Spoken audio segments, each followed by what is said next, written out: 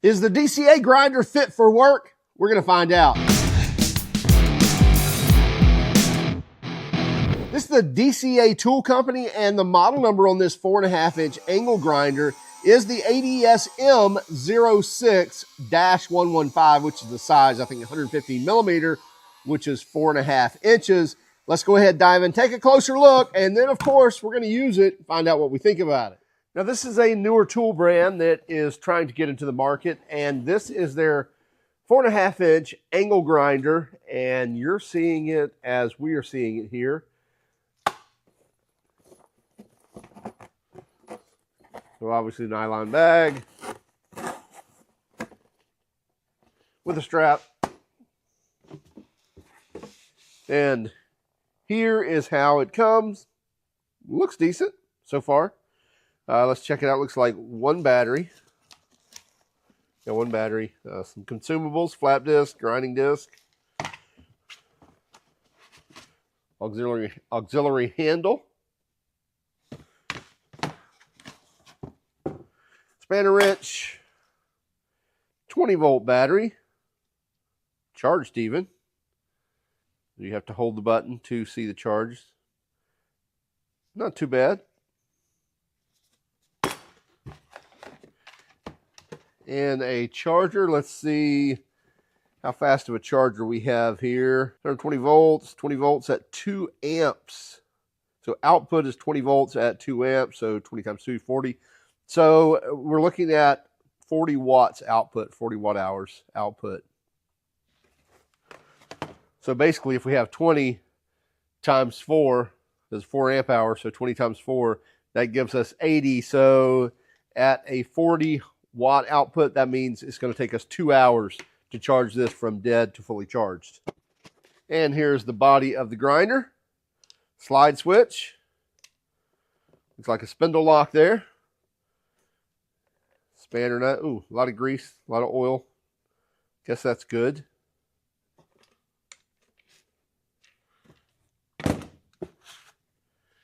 And a plastic guard or shield. Oh, in addition to, it looks like, oh, in here, okay. So here's the main guard, and this will be for your cutting wheels and such.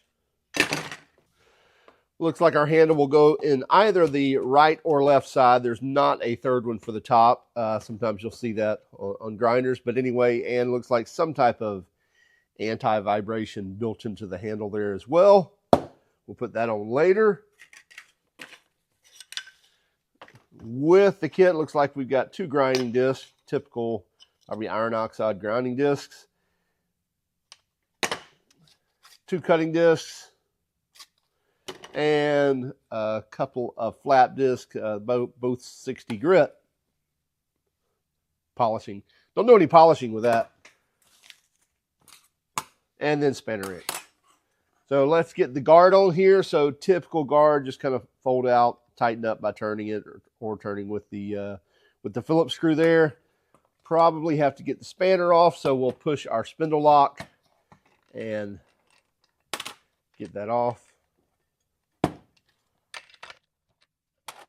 Okay, we have to get, there we go, there's a little tang right there. Needs to line up with that notch right there. Slide onto there, and then we can spin that around and then clamp that down. Make sure that screw or that locking screw is tight enough to where that locks on there, it doesn't move. You don't want that spinning around. Sometimes those show up and they're pretty loose.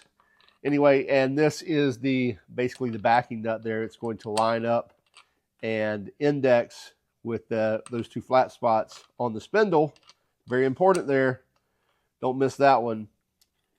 And then depending on, always remember this as well, depending on what wheel you have on here is going to determine whether you flip this nut one way or the other. So in this case, we have a little bit of this shoulder sticking up. So we want the side of the spanner with the indentation there to come down, and basically we're wanting to clamp that cutting wheel, cutting discs,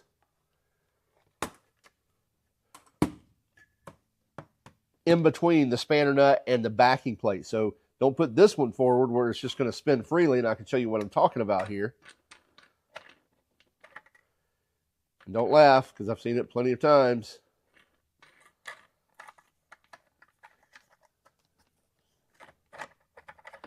So now I've got it on the shoulder, and there you go. And sometimes they're close enough to where it pinches a little, but really doesn't, you know, pinch it well. And then you get basically a cutting wheel that doesn't like to cut. Versus you go to a grinding wheel like this, and we go on there, and it sits on that shoulder. Well, then you want more of a shoulder on the spanner as well. And that's when we'll turn that spanner nut around.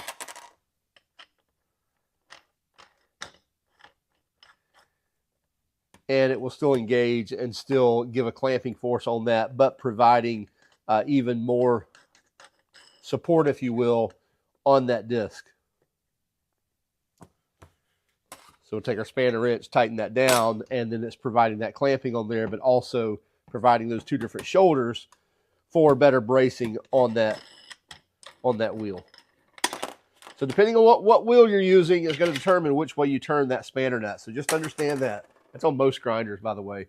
And then even on this flat disc, you see it's got a real thin shoulder there. So again, we're going to want to flip that spanner back over and make sure that the protrusion is sticking out so we can provide clamping force on that wheel. Okay, enough of your grinder wheel education. Most of you probably already know that, and you're saying, yeah, get on with the grinder. And let's see that, and I agree. Let's go ahead. Well, put that over.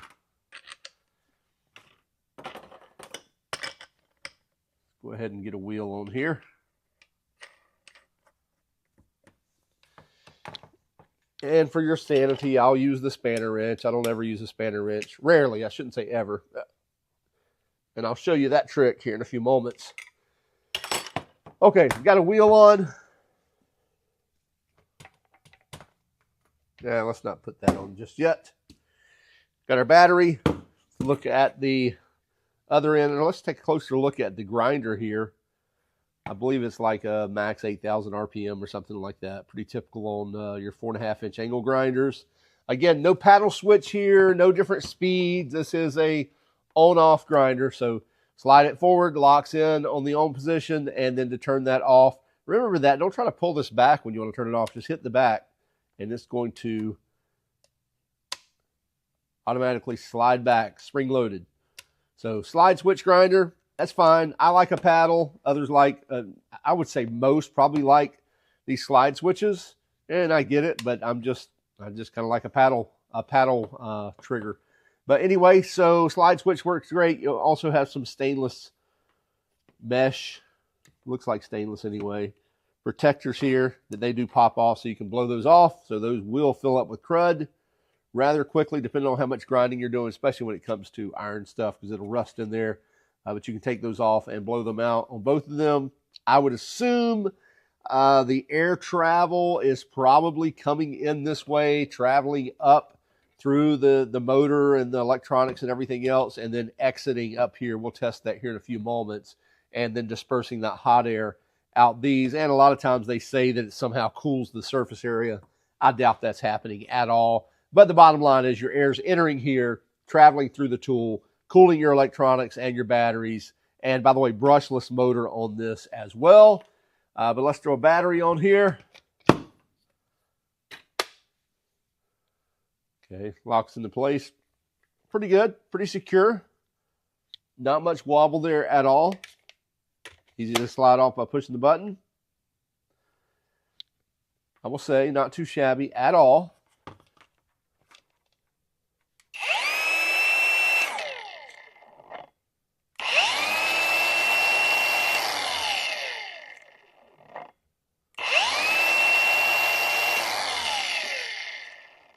Pretty quick up to speed. 1001. Yeah, I would say a second and a half or so. It's up to top speed.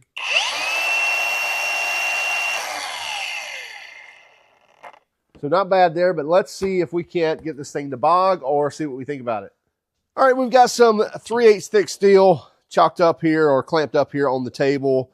I've got just their regular grinding wheel on here, and let's see how it does.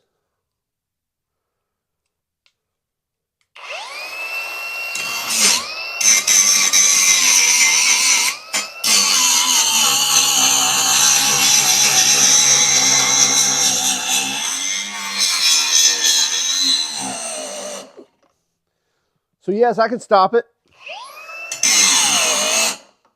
but it takes quite a bit of force to do so.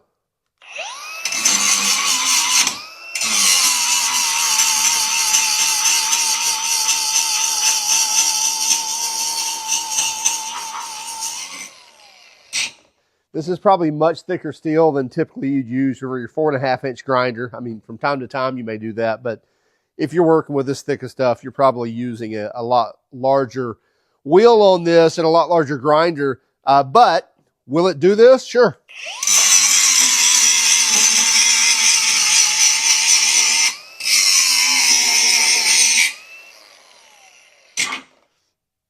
So could I put a bevel on there and be able to weld that up? Sure. With this grinder, absolutely. Again, probably overkill for this grinder. Let me give you that other tip I was talking about. If I hold the spindle lock here, I don't need that spanner wrench. I can just turn the whole wheel and break that spanner free. Always take out your battery or unplug your grinder to do that, of course. Again, I'm going to flip my spanner nut over. Thinner base on this. And to tighten it, do the same thing. Just grab the whole wheel with my spindle lock pushed. And I can tighten that up. Now I've got that 60 grit on.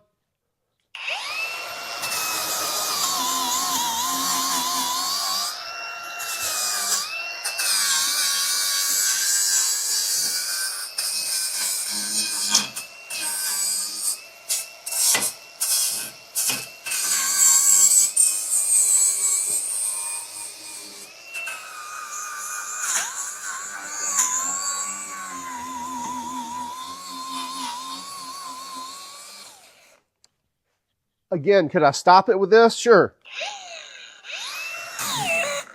But it does take quite a bit of force to do so.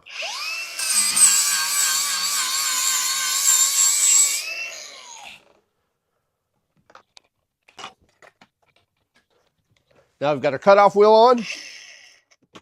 And that's where we should be using our shield. It basically slides on the other way and locks in.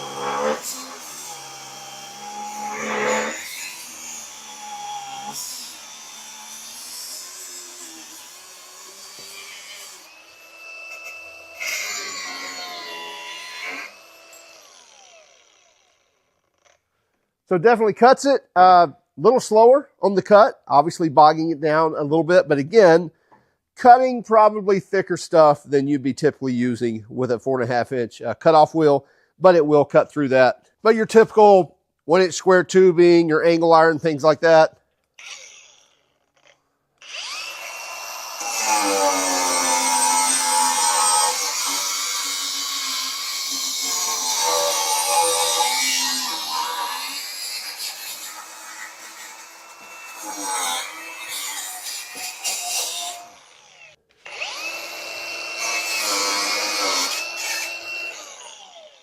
You're going to be able to cut through that with no issue. And even some thicker 1/4-inch.